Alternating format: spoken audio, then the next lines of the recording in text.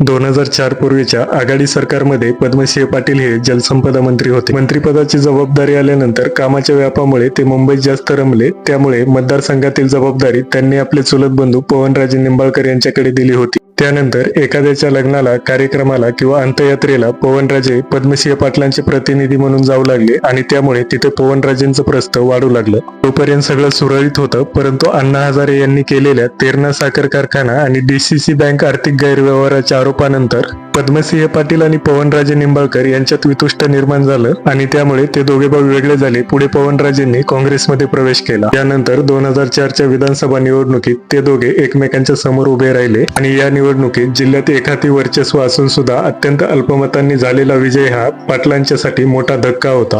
त्यामुळे यानंतर असंही बोललं जाऊ लागलं, पाटलांना टक्कर द्यायला कोणीतरी आलंय. मात्र 3 जून 2006ला अचानक पवनराजे व त्यांच्या चालकाला मुंबईतील कळंबोली येथे गोळ्या झाडून हत्या केल्याची बातमी आली, ज्यामुळे संपूर्ण धाराशिव जिल्हा हादरून गेला होता. सुरुवातीला कळंबोली पोलिसांकडे असलेला हा तपास नंतर CBI कडे देण्यात आला, ज्यात CBIने डोंबिवलीतील व्यापारी पारसमल जैन याला अटक केली. नंतर पारसमल जैननं पद्मसिंह पाटील यांनी पवनराजे निंबाळकर यांची सुपारी दिल्याचं CBIला सांगितलं आणि यानंतर CBIने पद्मसिंह पाटील यांना 2009 मध्ये अटक केली. पवनराजे निंबाळकर यांच्यामुळे पद्मसिंह पाटील यांच्या राजकीय कारकिर्दीला धोका असल्यामुळे ही हत्या झाल्याचं CBIने आपल्या आरोपपत्रात नमूद केलेलं आहे. सध्या पद्मसिंह पाटील हे जामिनावर बाहेर असून हे प्रकरण न्यायप्रविष्ट आहे.